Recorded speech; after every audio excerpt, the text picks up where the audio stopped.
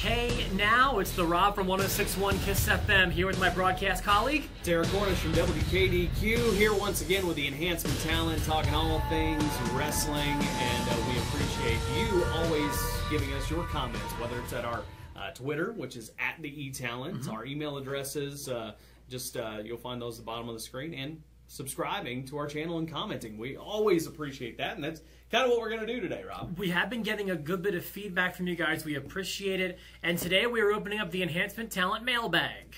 Very cool. Let's, what do you got, Desi? You got a couple. Yeah. Start with one of yours. We'll start with one of mine. An email from our good friend Steve, who's been watching since day one. We appreciate that, Steve. Absolutely, Steve. He was responding to one of our videos, one of our topic videos. We were talking about our favorite moments being a wrestling fan. I remember I said that mine was at WrestleMania 18, Rock and Hogan. I was in the building. I believe you had WrestleMania 8? Yeah, for one of my moments, I mean, when the Warrior came back at WrestleMania 8 and that music hit, I mean, if you'd ever been, and the closest thing I can relate it to, if you've ever been to like a Colts game at the old RCA Dome, Hoosier Dome, you know how loud it was.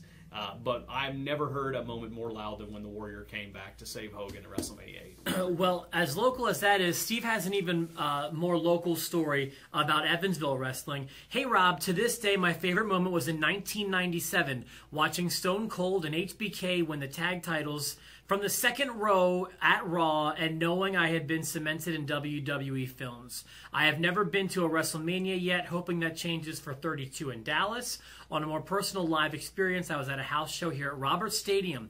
The main event was Diesel, HBK, and Undertaker versus Sid, and Bam Bam Bigelow. Taker and HBK had already come to the ring. Diesel comes out. Everyone has their hands stretched out to touch him.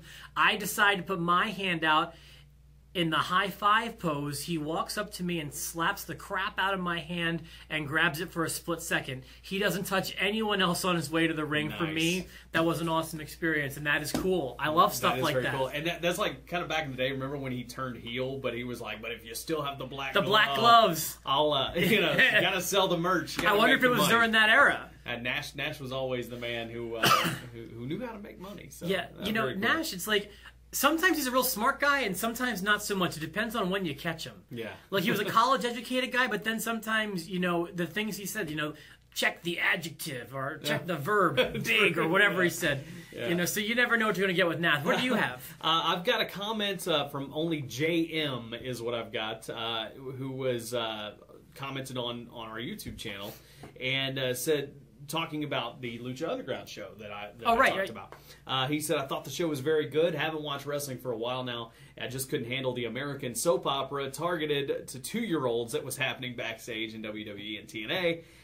The one talking about the Lucha Underground looks more like a movie, and it's different. I really like that about it. Also, the fact that they didn't have any commercials during the matches. I might become a wrestling fan again, but definitely not a WWE or TNA fan anytime soon. I lost a ton of brain cells watching WWE and TNA.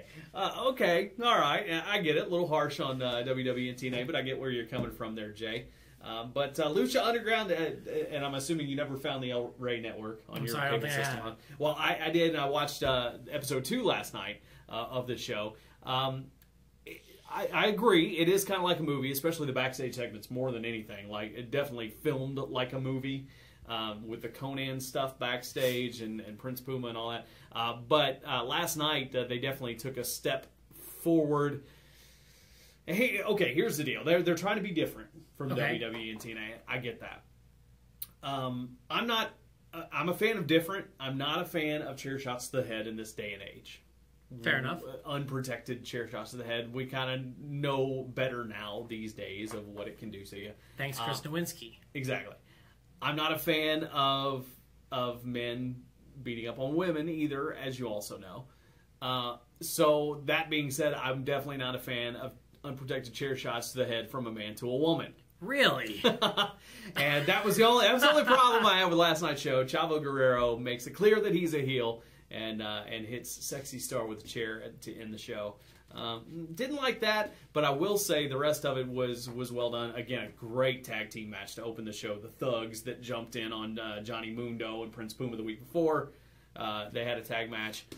super tag match. So a lot of great wrestling action. They fixed some of the other stuff. The announcer cam's gone now. The crowd sounds maybe a they little bit watched better. the video. Yeah, maybe. So, but anyway, I think he's got a lot of potential. Needs to get on a bigger network to get a little more exposure. Obviously, we've got one guy that can't even watch it. So I'm sure there's a lot more. I gotta tell you though, after a 3-hour pay-per-view on the Sunday before last, and a 3-hour Raw the day after. I still don't watch SmackDown or Main Event. Right. I don't know if I have time for El Rey. Well, but I tell you what, for a guy like Jay here who is fed up with WWE and TNA, cool. It's definitely an alternative, and maybe that'll kind of spark wrestling into a new direction. I wonder if someone like Jay. I wonder if someone like Jay would like the WWE network because it's focused on old stuff. Could appeal to someone like him. And also, Jay may have brought up a good point. I wonder, if a great topic one day for the Enhancement Talent would be, what's the dumbest angle WWE ever did? There's been some dumb ones. Yeah. Maybe there's something for the docket later on. True. I got a lot of feedback, and I'm really glad about this, about the Hell in the Cell pay-per-view, my anger towards that one double table bump. Yeah. And everything I've been reading about it was praising it endlessly. I was so glad that people came out of the woodwork supporting me, and I will say, my intern Travis, who is a big wrestling fan as well, agreed with you. Hated it.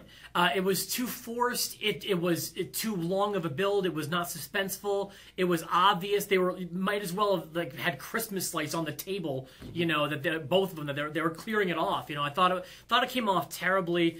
Joseph wrote me an email. The double table drop. I agree. Even my 7-year-old son, who thinks it is real, even noticed Ambrose fell on purpose.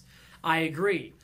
Damien writes, definitely agreed on the fall. Ambrose fell for no reason. LOL. In the ring, I agreed. The actual wrestling was on point, even with the divas. So he agreed with my opinion about that stuff.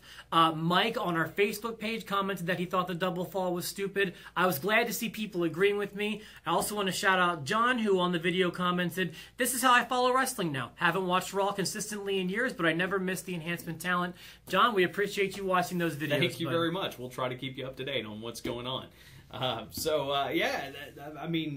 I see where you're coming from, and as I said in that video, I agree. I think it was, you got to be safe in these days, kind of going back to the safety thing. Sure. But anyway, yeah, I see where you're coming from. It just didn't work for me. Sure. It could have been done differently. It could have not been done at all. I'd have been just fine.